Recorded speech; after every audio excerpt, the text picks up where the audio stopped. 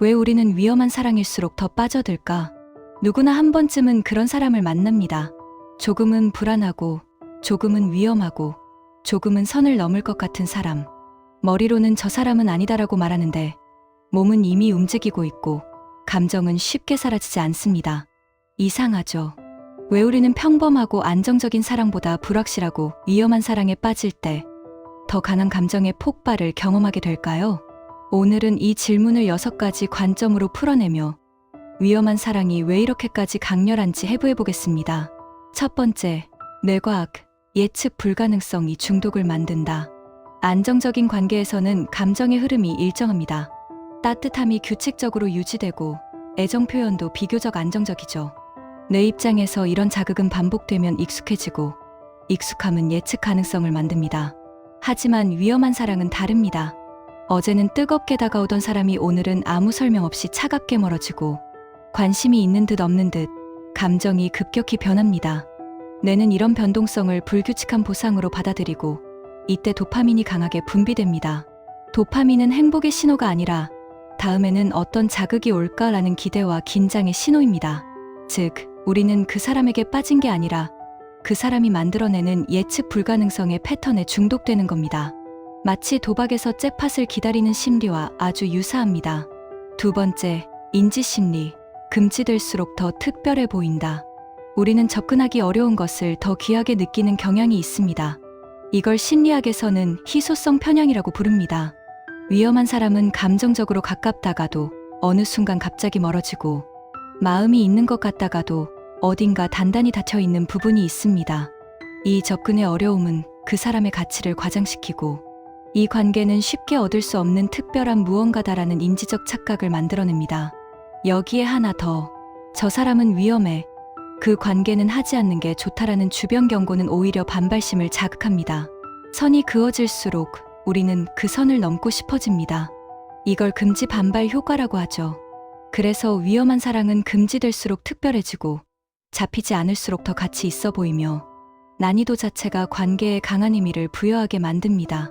세 번째, 진화 심리. 위험한 사람은 본능적으로 강한 존재처럼 보인다. 과거 인류에게 위험을 감수할 수 있는 존재는 대개 힘이 있거나 자원이 충분하거나 환경을 통제할 능력이 있는 개체였습니다. 이 오래된 진화적 판단 기준이 현대의 인간관계에서도 그대로 작동합니다.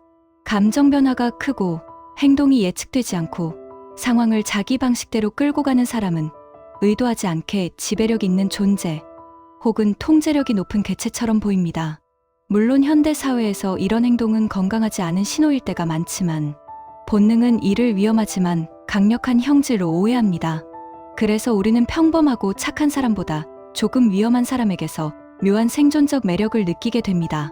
네 번째, 사회심리. 나만 특별하다는 환상이 관계를 붙잡는다. 위험한 사랑에서 가장 사람을 붙잡는 건 상대의 행동이 아니라 내가 특별하다는 착각입니다. 위험한 사람은 누구에게나 불안정합니다. 하지만 가끔 그들이 보여주는 아주 짧고 깊은 애정의 순간은 극도로 강렬하게 남습니다.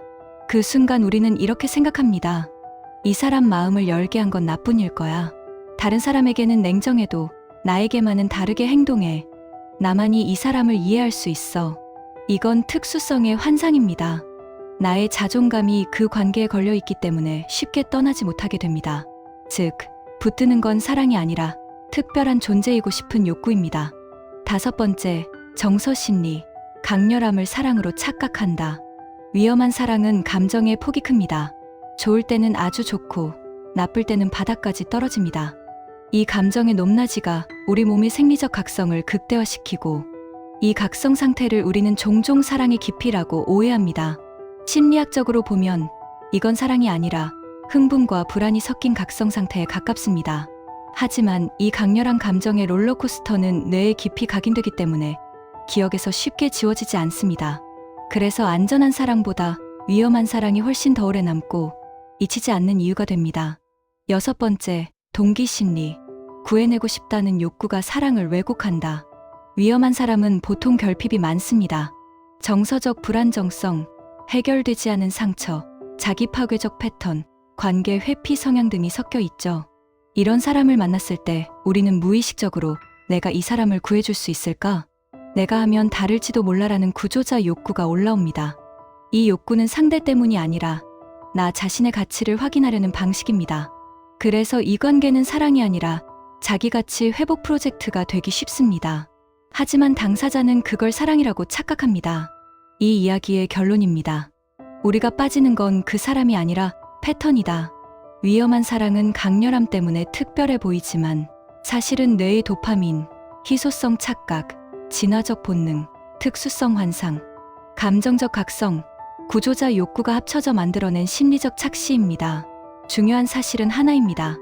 우리가 빠지는 것은 그 사람이 아니라 그 사람이 만들어내는 불안정성과 감정의 롤러코스터라는 점입니다. 이 사실을 알아차리는 순간 사랑은 더 이상 신비롭거나 운명적이지 않습니다.